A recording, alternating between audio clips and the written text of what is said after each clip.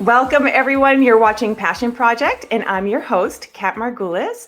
And on today's show, we have author Amy Jones. She's the author of 3 critically acclaimed books, including We're All in This Together, Every Little Piece of Me, and the short story collection, What Boys Like. Amy also teaches creative writing and is a mentor with Flying Books in Toronto. Welcome, Amy. Thank you so much for having me. Hi, so nice to see you again. Yes. Welcome. So I've been reading Every Little Piece of Me, and I was just so giddy when I dove in. I was just like, yes, this is amazing. I was like just loving it, and it was so punk rock. And what I found, like just doing a little bit of digging with your other books, was I'm seeing recurring themes of family, celebrity, and identity, and characters that are struggling with some or all of these. And I was wondering, what inspires you to write these stories, or where did they come from? I think they all sort of come from different places, but they all encompass different aspects of my life. So when I wrote We're All in This Together, it's sort of like a family drama comedy, I suppose. And it deals with a lot of like issues about dysfunctional families, about sort of that whole push-pull of like staying home or like branching out into the world. And then, who cares for whom. And that was like a very personal story for me when I wrote it. And I loved doing it, but I did a lot of interviews where, a lot of like, personal stuff would come up in the interviews, and which I don't mind. I'm very much an open book. But when I went to write Every Little Piece of Me, I thought I want to write something that is so far removed from my own life that I can actually sort of, avoid talking about that for a little while. And, I've always sort of been obsessed with celebrity culture, as I know a lot of us are. And, I grew up in Halifax, sort of when there was a big, like indie music boom, like back in the 90s. That. And I was, I grew up going to like all ages gigs and wishing that I was in a band, and never really having the like gumption to go and do it, and to just sort of, walk up to one of those like cool indie rocker boys and be like, I want to sing in your band. So I was like, okay, maybe, I'll try writing about that, because most of the time when I write, it's, ever since I started writing, I've done it just so I can imagine different lives that I haven't lived. So that's sort of where that whole idea came from. And then, I also watch a lot of reality television, and I'm really fascinated by how it works, and how, we're sort of given this illusion of reality through what we see on the screen. So I thought that those two, having a character coming from each of those different worlds, would be a really interesting sort of dynamic to explore. Yeah, and you write about it, especially the musician. I was like, she's got to be a musician. But it also, the reality TV part of it, I like totally flipped it on its head for my, like, because we kind of look at it a certain way as consumers, and seeing the other side of what it would be like to be in the machine, it was really eye-opening and interesting. Yeah, I mean, it's one of those things where, like, I mean, I'm constantly like, I think it's just my writer's brain. Like, even when I'm just trying to relax and watch television, I'm constantly picking it apart in my head. So, every time I watch a lot of like reality competition shows. That's kind of that's my jam. So I watch Drag Race, I watch Master Chef, I watch all of those. And I love the way that they sort of put them together to like form a narrative about the people who are appearing on the shows. And so I started thinking about how that works, and actually realizing, a lot of times the things that we see on the screen are edited in a certain way to sort of, give us certain ideas about the characters. So I started thinking about, so in Every Little Piece of Me, as you know, the reality show is sort of a fly on the wall kind of show about a family that moves from New York to a small town in Nova Scotia to run a bed and breakfast. And the two dads of the family are, sort of semi-famous actors. They have a bit of celebrity, and they have their 3 adopted children. And the eldest, Ava, is a very reluctant participant in this. She doesn't want to be a part of it. So I thought that would be an interesting mesh with Megs, who is sort of the musician character, because, she wants it so badly. You know, Mm-hmm. she, not necessarily the fame part, but like music is her life, and it sort of saved her life at one point. So to sort of have those two things come together, where like Mags wants to, the thing that she wants to do necessarily puts her into this like sphere of Mm-hmm. fame, whereas Ava doesn't want to be famous. But then all of a sudden, when her sister is the one who becomes more famous on the show, she finds herself being jealous and realizing that maybe, you know, there is part of it that she wants. So yeah, I sort of I thought it would be interesting to sort of bring those two together and see how sort of the way that they construct in, you know, they put people together in a reality show just to see what Yeah. happens. Yeah. Yeah, I love it. And I'm going to jump around because I had this question down later, but I'm curious, like, music plays such a big part of this story. Do you listen to music while you write? Like, is that normal, or do you just with this book, or like, yeah, how does music impact your writing? I mean, I'm a huge music fan. I'm not musical at all, except for like occasional karaoke nights. But I've always been like a huge music fan, and I find that like I can't really listen. I listen to music while I write, but it has to have no lyrics. Like I can't listen to anything with Oh, lyrics while I write. But I actually listen to it a lot because I mean, I like to think of this as part of my writing process, but I walk a lot and or even just drive, or I'll drive around and I'll put music on. And so each of my books actually has a playlist that's sort of oh, attached to it of songs that sort of would put me in the mood for writing it or would give me ideas about writing it.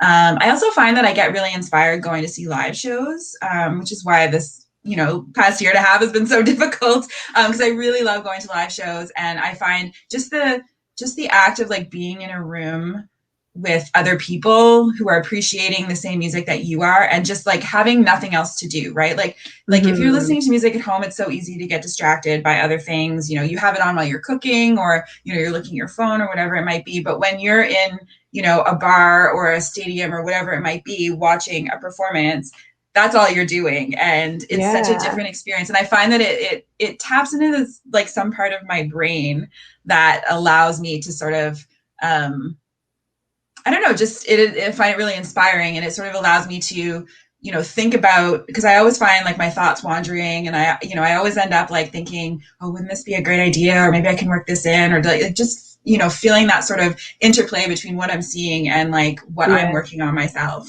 yeah. And I never thought of it that way, but I just love how you put that out there, that you are like, when you see a show, that you are super present. It's something that, you know, I really work on with my mindfulness practice every day. It's so hard to be present, but that's It the moment is. that it's just like instant here now, right?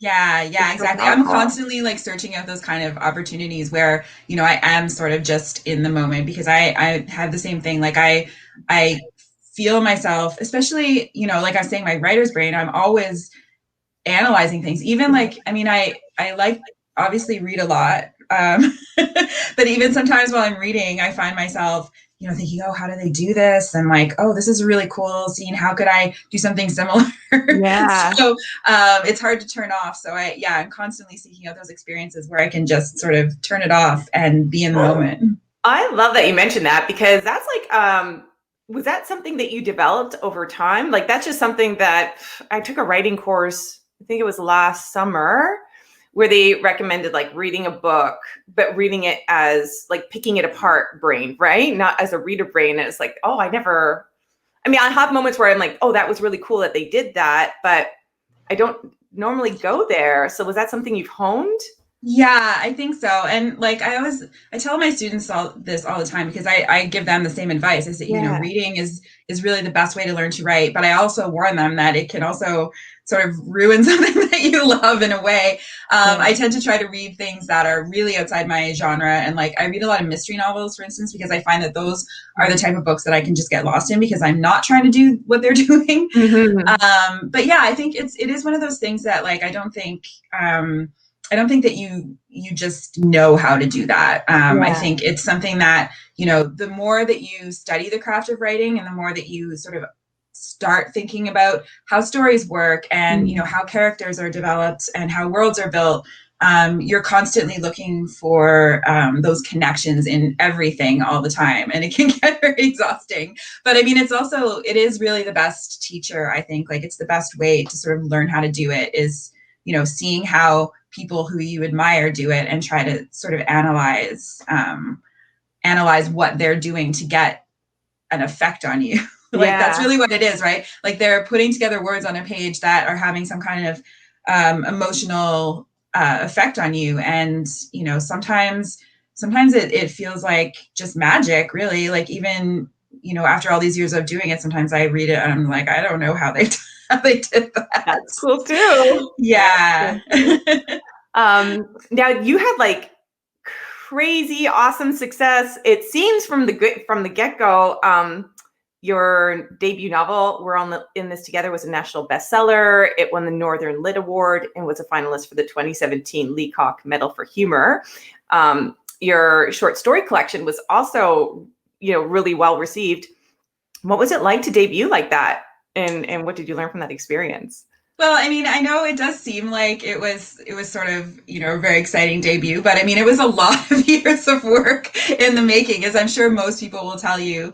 And this is another thing that I'm constantly telling my students, because I think that they think if they don't sit down and write something perfect the first time, or get published the first time, or, have that kind of success right away, then they're not good at what they do. And I always tell, like, writing is like anything else. You develop your skills as you go on. And so, I mean, when I first started writing, I was terrible, as everybody is, I think, because I hadn't quite learned how to build stories yet. And so I ended up doing an MFA program through the University of British Columbia, and that's where What Boys Like came out of that. So I wrote a bunch of stories, and I ended up putting them together as a book. But then there was like 7 or 8 years between that and the novel, where, I thought, like, the short stories came out and I thought, okay, this is it. I'm a published author. This is my dream. Now I can, I'll never have to, like, work at the mall again. That success is mine to take.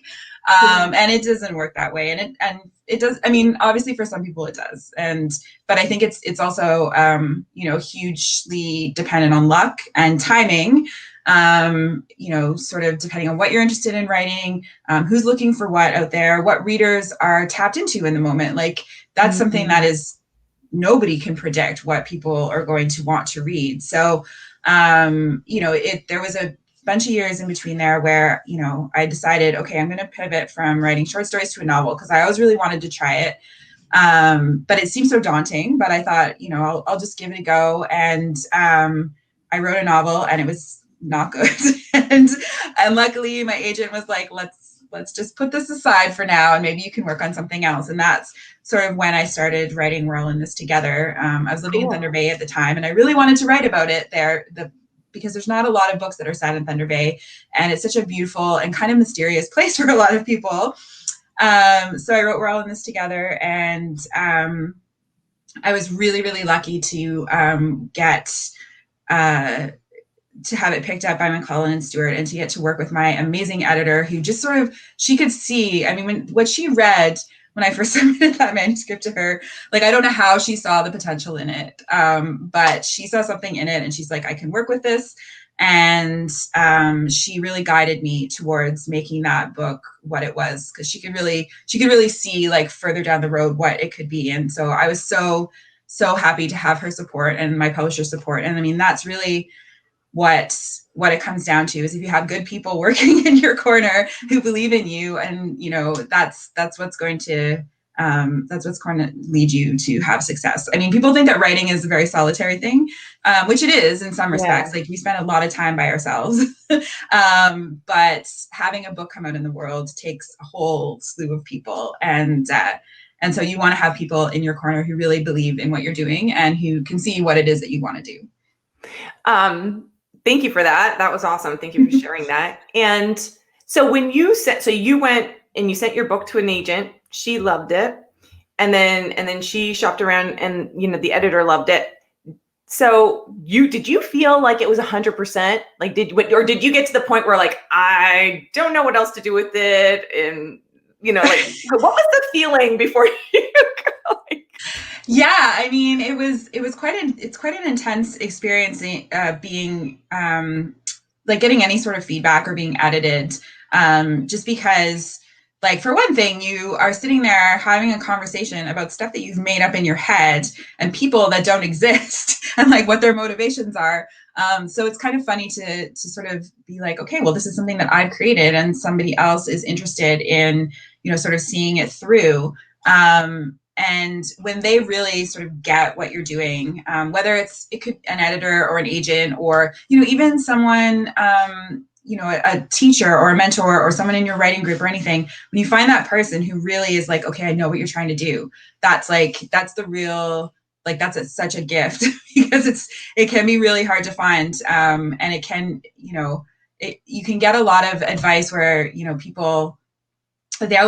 people talk a lot about in the writing world about sort of the MFA story or like story by consensus, where like you do a workshop and everybody sort of gives you their opinion, and like the resulting story is something that's a little bit of everything, and it ends up being a little bit bland because it doesn't have anybody's like real vision. It's just kind of it appeals to sort of the median the median reader, and I think that can be valuable in some, like, workshops are definitely valuable. And, I've run them before in my courses. And I think really the value in that is sort of learning how to deliver feedback as opposed to, and also how to receive it. Those are two skills that I think are downplayed in writing courses, because, that is such a huge part of being a writer. As you say, like, you sit there with someone and they're giving you feedback, and you have to not only understand what they're saying and how to implement it in your own work, but also trust yourself enough to know what's going to work for you and what isn't. So even though my editor and I see eye to eye on so many things, there are times when I'm like, you know what? No, this is not how I saw that scene, or, I think the character would do this way. And you also have to learn to like trust your own gut and really sort of take the feedback that is going to be useful for you, and not just blindly, follow what someone else is telling you to do. Yeah, absolutely. And I have a writing group, and it's been from the get-go was a huge lesson for me in feedback and in how to get it. And they were wonderful. And I was like, I took a course at Humber, and that's where we first met. And so that was like, in a container, where they kind of set some rules, and we kind of carried on with that afterwards. But yeah, it was just a totally different experience to feedback. And I love it now, especially when it's from the right people. Absolutely. And so, but you did an MFA, so you probably had an experience with a writing group, like, or do you have a writing group? Did you have a writing group, or? I did for a bit. And, it did also come out of my MFA program. I more at this point have like people who I trust, to read things. My husband's also a writer, so we share our work with each other, which sometimes people would maybe caution against, but because he does write novels as well, and he has a really different vision of how stories are put together, but he can see things in my work that I wouldn't necessarily see. He's really good at analyzing, things like structure and world building and stuff like that, whereas I'm much more like character focused, and I'm always like, what are they feeling? What are they thinking?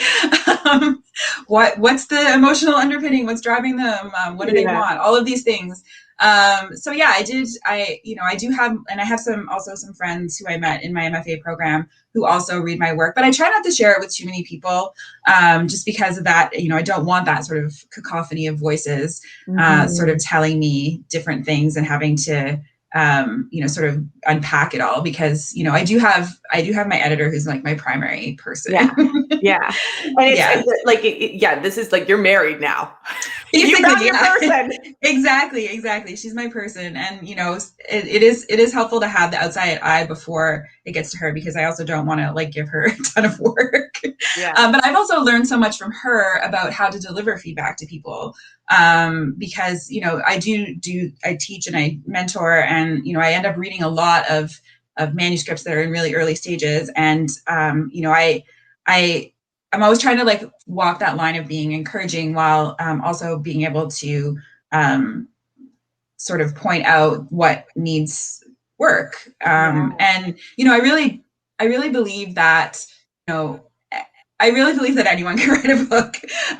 If you have the passion for it and it's something you really, really want to do, and you have the patience, because writing is really a game of patience. I think that anybody can do it. So anytime, no matter what stage of a manuscript that I see, or whether I'm teaching beginners or more advanced students, like I think it's always important to deliver feedback in a way that makes them feel as though you're honoring their vision. I guess is the way I would put it, and that you're again are seeing what they're seeing, and so you're not. It's not a matter of saying this is good or this is bad. It's like, as a reader, this is what I'm seeing on the page. Is that what you meant for me to see? Is that what you wanted me to think about this character? Is that what you wanted me to understand from the story? And it's really about like sort of shortening that gap between the vision you have in your head of what the book is going to be and what actually ends up on paper, because it can be a totally different thing. That is the biggest thing. Like, that was my first thing with feedback, is they just see the blind spots, and it's like, oh, that wasn't there. You didn't see that. Like, that's because everything about your character, right? And everything about your story in your head, or you're working towards that, and so it's really easy for you to either over explain things, because you really just want the reader to know as much as you know, or under explaining because you forget that they don't know. And I love it. Just really took me back. It's a great ride. I'm still in it though. But I love reading about the Halifax music scene, Toronto music scene, and of course it's set in and this is Every Little Piece of Me we're talking about, also set in New York. Choosing setting and like the location for your story, I guess, did that ever come up for you when it came to getting it out in the world? And do you think about the choices you're making on an international audience scale? Yeah, a little bit. I mean, people always say, like I shouldn't say people always say, but like I have heard that people say that, if you're going to set something in Canada, then, you may have a harder time selling it internationally, or people won't, especially American audiences won't want to read it, which I don't totally believe. I think, I've read lots of books set in places that I've never even heard of. And I love that. I love learning about them. And that's, that's sort of one of the joys of reading, is discovering a new place. So if you do a good job, sort of, rendering a place onto the page and making it feel real for someone who's never been there, then I think that you can set a book anywhere you want. That said, my short stories specifically were mostly set in Halifax, because that's where I was living at the time, and it was what I knew. I hadn't left home at this point, so I was still, sort of feeling things out. And you always hear that adage, like, write what you know, which is good advice, but also you want to always sort of expand from that as well. And a lot of the feedback that when that book came out, a lot of the feedback I received, especially from people from Nova Scotia, was that they were so happy to read about their own experience and see it on the page, which for a place like Halifax doesn't happen that often.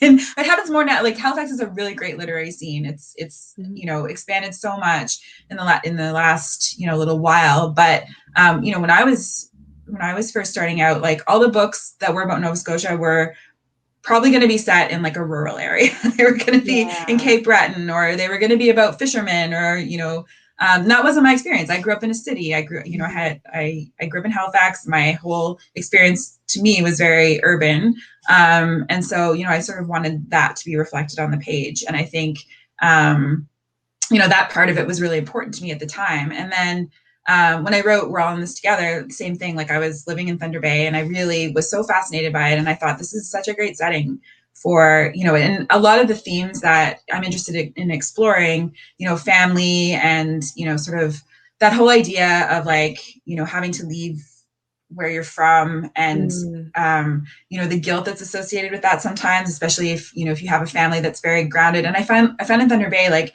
there was a lot of people who their families were rooted there and had been for generations, and it actually, there was a bit of a stigma attached to, like, if you leave, you're not sticking it out, or you're not it's like, yeah, it's just like that whole like guilt thing of, Mhm. you never call, you never visit, all that stuff. So yeah, I think, even though I was interested, I was like, I really want to set something here because I think it's a really beautiful place and has a lot of interesting aspects to it. It also has to fit the themes of what you want to write about. Mhm. And so when I wrote Every Little Piece of Me, again, because, I was writing about, about music, and, my whole like musical upbringing had been in Halifax, and it just sort of seemed like a natural fit for me, to set it there. And I just felt like I wasn't finished writing about Nova Scotia yet. But Mhm. I did decide, so the town where the bed and breakfast is, that the reality show is set in, it's based on a real town, but I fictionalized it. So there is no Gin Harbor in real life. I made it up, because I do find that like when you fictionalize a place, you have a little bit more freedom to do what you Yeah. want. Yeah, because sometimes if you're writing about a real place and you either like purposefully or unintentionally, get something wrong, people will point it out. Yeah, and I don't know. There's I with the first book I did set it, but this one I'm like, I really don't want to tell you where this is. Yeah. I'm like, I don't know if the reader will like that, but I'm really kind of like, we'll see what everybody else says. But I just, there's also kind of this idea of like writing in no place, no time, like Yeah. that freedom, like you're saying.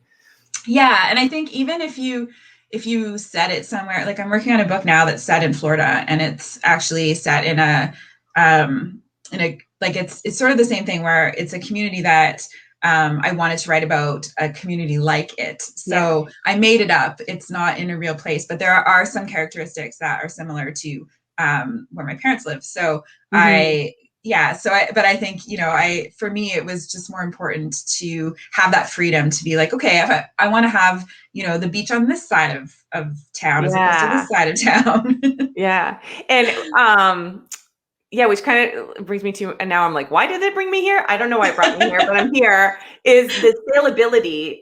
How much, like, now that you're in the business, right? You're an established author and all of that. Like, how much does saleability, marketability, um, that factor into your decision on like what stories to chase? When you get these story ideas and how you develop them. I think about it a lot. Do you? Oh I my God, do, yeah. that. Absolutely. I'm not one of these like people who's like art must exist for art's sake. I'm like, no, I wanna sell books, and but it's not just that I want to sell books, it's that I want to reach readers. That's really Yeah. what it is. Like that's what I'm doing this for. Like my favorite part of writing books is getting to go out there once they're out in the world and like talk to people about them and meet people and meet readers, and hearing that something resonated with them. We're All in This Together features a character, like the mother character, is suffering from dementia, and sort of mirrors my own experience with my mom. And so getting out there, and I did say that like after a while I got a little tired of talking about it, but honestly it was really so wonderful to sort of get out there and to hear people say that like it validated their own experiences, and that it actually sort of really resonated with them. So I mean that's really my favorite part, and like you can't do that if your book doesn't sell well. Yeah. And I think there is more of a correlation between, I mean, I know that like I feel like if you write specifically for a market and you say, okay, this is hot right now, so this is what I'm going to write, it's not going to work because readers are smart and they're going to be able to tell that your heart isn't in it. And so I think it's important to find like sort of a crossroads there where you find something that is going to appeal to people, or it's going to resonate with readers, and which translates into sales, or but also it has to be something that you really want to do and that you love. And like I see a lot of people, like a lot of my students want to write YA because they think that YA is Mhm. really hot right now, and I'm like, well, do you read YA? Like if you don't read it and you don't understand, like people who like YA readers are some of the smartest and most considerate readers out there, and like if you're just buying into, or like sort of writing into tropes and not really, and it's not something that you really care about, then they're going to know. Yeah. Yeah. And I now I'm even going into the movies, but just like, yeah. And it's like, as far as like one up, like, yes, they're very smart. And it just like, and you have to know that genre so well so that you can like beat them to all the punches, right? And Exactly, surprise exactly. them. Yeah. Yeah. I love that. So you're a mentor at Flying Books and you also teach creative writing. Tell me a little bit about those and yeah, what you're up to there. Yeah, I mean, I never really thought that I was going to be a teacher. um, and I started. I actually taught originally when I was in Thunder Bay. I taught at Lakehead University. I taught creative writing there, and that was sort of my first foray into teaching, and it was really terrifying. Um, and then since I've been in Toronto, I've been teaching at University of Toronto School of Continuing Studies, and I actually really love it because I love teaching adults. Not that university age people are not adults, but I love teaching people who genuinely have, most of my students have other careers, Mm. or they've either have other careers or they're just sort of trying to figure out what they want to do, and they're coming to it because they love it and they're interested in learning more about writing, and it may not even necessarily translate into them becoming writers or even writing a book or a story or anything like that, but like sort of learning some of those skills that we were talking about earlier about like how to like read and analyze things, and how to tell a story, because I think storytelling is useful in really any field that you're in. Yeah.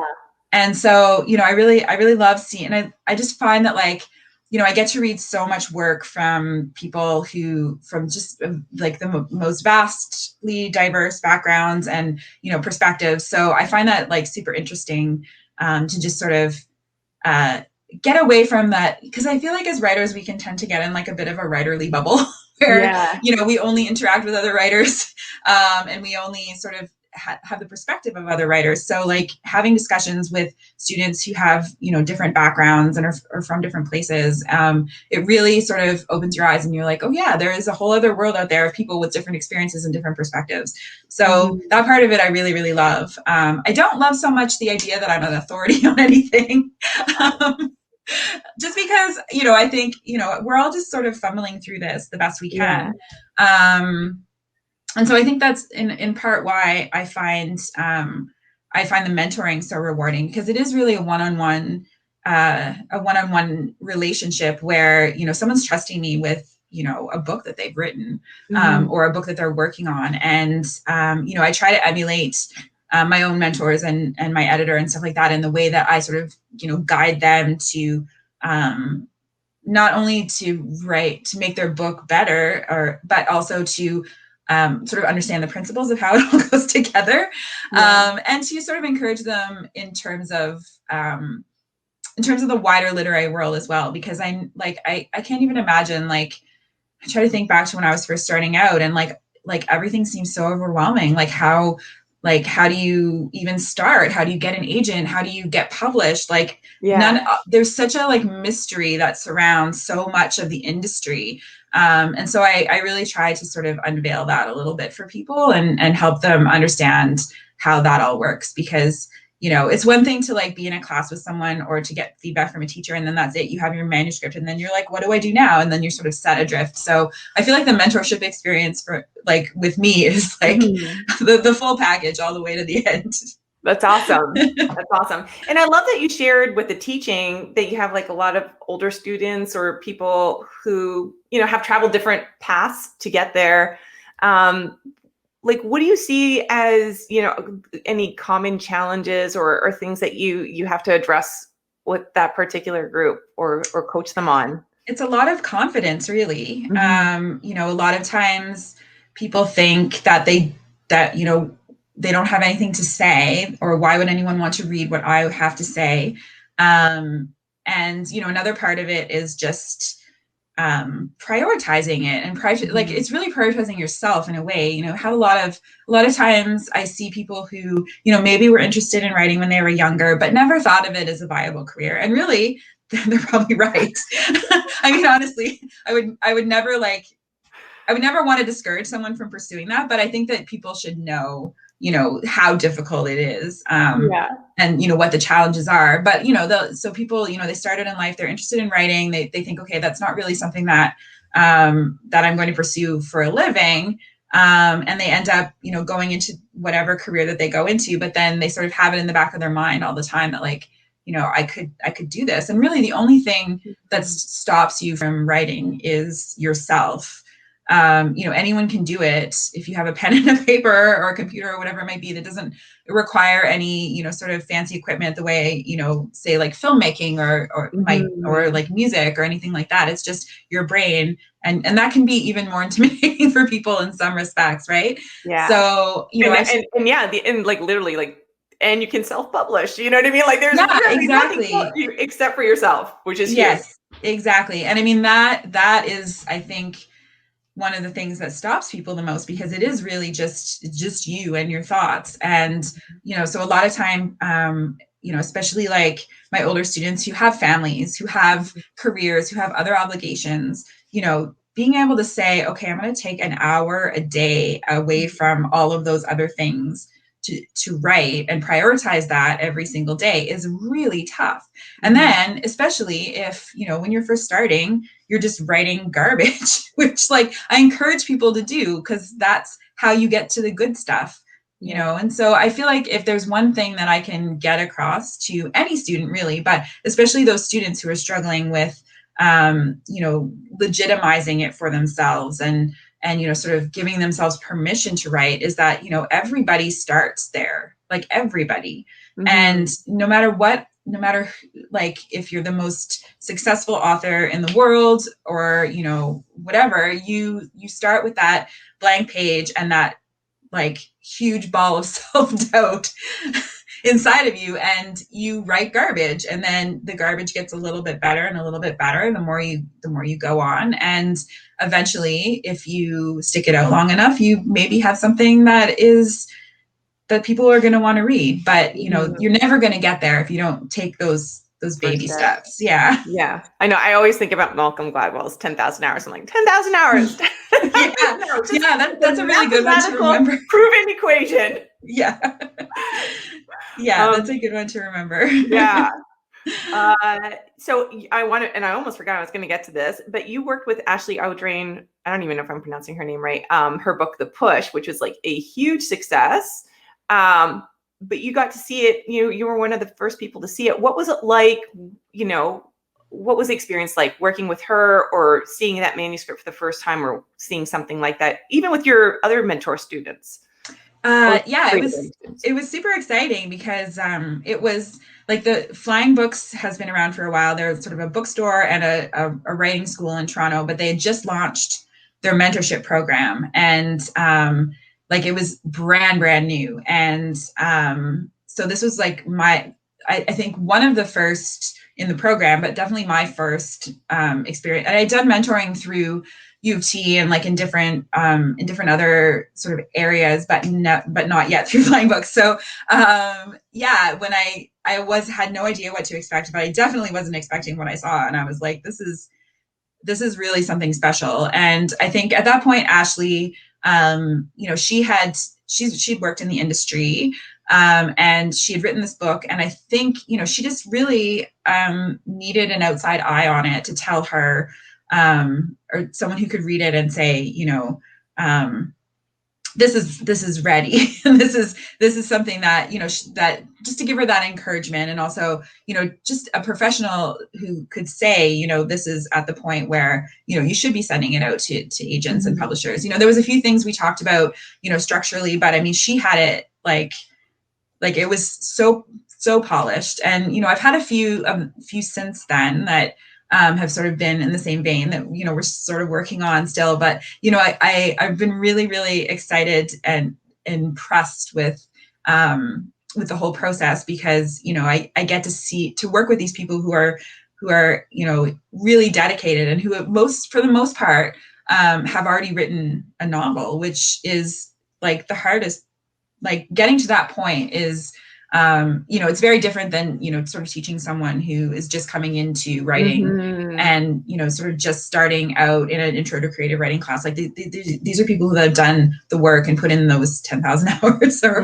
whatever it might be. And so, it's been really exciting to see that work develop, and to be able to help guide people to make it better, or to, polish it up, or to, give them guidance in the industry and sort of tell them, give them some idea of how my process works. Because I think a lot of it is just people want to know how other writers do it. You know what I mean? Yeah. They want to know, am I doing this the right way? And, to which I would always say every way is the right way. If you get it done, it's the right way. Yes. But yeah, Ashley was so lovely to work with. She got everything I was saying clearly, and it worked out so well for her. And she's been so generous since the book came out and sort of promoting the program as well. Yeah. Because it was, as I said, sort of in its infancy at the time. And so, it's been really great. Although I feel like there are some people who have come to the program thinking that they may have, an international bestseller just by working with me. And I'm like, yeah, that's not going to happen. But, it brings up a good question, which is like when it comes to, pitching agents or hiring an agent or hiring an editor. And I mean, you kind of apply, you kind of wish an editor will pick you, but I mean, you can also hire editors. Like, what's your advice for like, in so much as you have a choice, what to look for or what to ask? Yeah, no, that's a great question, because I think a lot of people don't think about that as much. They're just like, I just want an agent. I just want a publishing deal. And they don't think so much about what it's going to be like once you get there and you have to work with this person. So yeah, I think that it is a really good thing to consider. I always tell people, when you're looking specific, like especially for an agent, you want somebody who understands how you work and who you get along with, because they're going to be a representative in the world. They're going to be standing in for you, speaking to editors, speaking to, like international agents and stuff like that. They're going to be the ones selling your book. So you need to have someone who understands how to do that. And not to say that, like, I don't think that there's necessarily like bad agents and good agents. It's just like an agent who's bad for you or good for you. They may see your book in a different way than you do. And that's something that I think, when you first, start sending out your submissions and your queries, it can feel like I'm just going to take the first thing that comes along, because, you will experience a lot of rejection. Like that's just, it seems like a numbers game in some ways, because like that's just part of it. Like that, I don't think I know a single writer who hasn't gone through that experience of just like, having something that they've written just repeatedly rejected. So yeah, it is important to remember that once you do get someone who comes along and says, I really want to represent you, that they are representing you, and they are sort of, they have the same vision for your career. They understand your working style. Like I'm really lucky with my agent. Like I tell him, I'm like, at this point, I'm like, I don't want to know anything. Like I just, I know people who will get their agents to send them every single rejection they get with all the feedback and everything. And obviously sometimes that can be helpful. Yeah. But at this point I'm like, yeah, you know what, like just, no news I will assume is bad news. We'll just continue from there.